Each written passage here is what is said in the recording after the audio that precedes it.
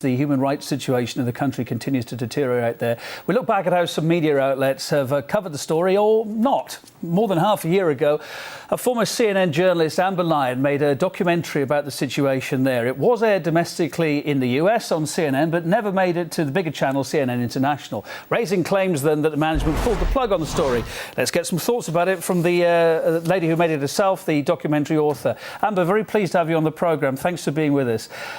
You feel that your documentary should have been aired... Thank you for having me on. Appreciate it. It's okay. You feel your documentary should have been aired internationally. Why is that?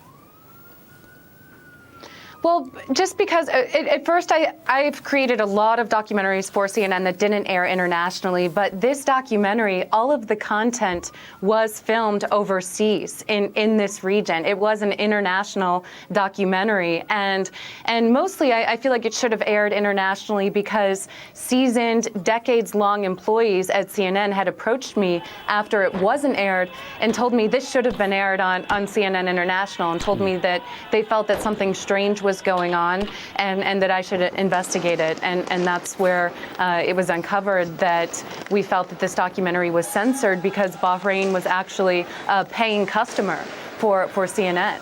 Bahrain is paying CNN to create content that shows Bahrain in a favorable light, even though CNN says this content, is editorially independent. It doesn't see Bahrain can't affect that. Well, we've seen that with this documentary not airing, and also with the constant struggle I had at CNN to get Bahrain coverage, accurate Bahrain coverage of the human rights abuses on air while I was there. Well, for its part, CNN says it has given Bahrain a lot of coverage, but you feel then that on this occasion that CNN has let itself down. It's a company that, of course, prides itself as a bastion of excellent journalism and impartiality. You feel it let its guard down in this case, yeah?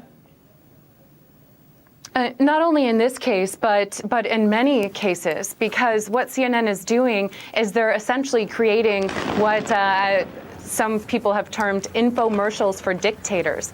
And that's the sponsored content that they're airing on CNN International that's actually being paid for by regimes and governments. I mean, this violates every principle of journalistic ethics because we're supposed to be watchdogs on these governments. We're not supposed to allow them to be paying customers as journalists. And that's the issue here, is that CNN is feeding then this propaganda to the public and not fairly and disclosing to the public that this is sponsored content. So, for example, CNN has been doing these programs for Georgia, Kazakhstan, also, as we said, Bahrain. One of the programs that they aired for Bahrain was called Bahrain I-List, and they had a CNN reporter, Richard Quest, live from Bahrain for one full week. Talking about, he was live at the racetrack at one point. There were mentions on this page about pearl diving and all the happy sides of Bahrain. But hard to find were the actual accusations from the majority of Bahrain's people that this regime needs to get out and that this regime is abusing and torturing doctors and journalists. That content was hard to find. Also difficult to find was accurate, simple disclosures on CNN's site and on this video, telling viewers that this video you're watching on this news channel, the most trusted name in news, is being paid for by this regime. Now, Amber, you no longer work for the company, I gather. Do you think the controversy about this documentary that didn't make it to air internationally had anything to do with that or not? I don't know. I was forced out of CNN because they got rid of our investigative and documentary unit and disbanded it in April. So myself and the majority of my colleagues had to leave.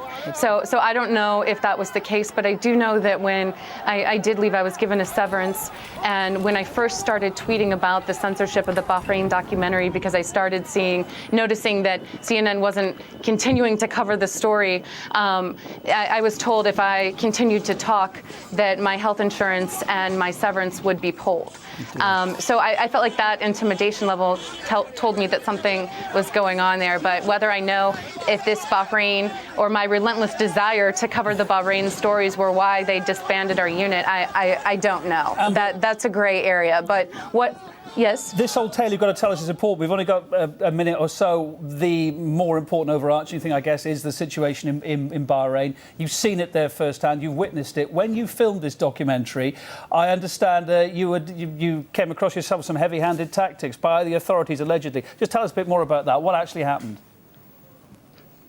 Yeah, we were able to sneak into some of the villages. We were able to kind of dodge our minders and sneak into some of the villages and actually see these atrocities. Patients who'd run out of the hospitals, that were shot up with birdshot, ambulance drivers who were beaten. And as we were heading back out of these villages, we were violently detained by security forces in Bahrain, about 20 masked men with machine guns, who then tried to erase all the video that they found. And luckily, my female producer and I were able to hide some discs in our bras, and we were able to actually get out of the country with this content. So you can imagine Bahrain's surprise when we got back to the U.S. and this content was airing on CNN. And right after that is when the phone calls started coming into the network complaining about me and trying to get my coverage off the air.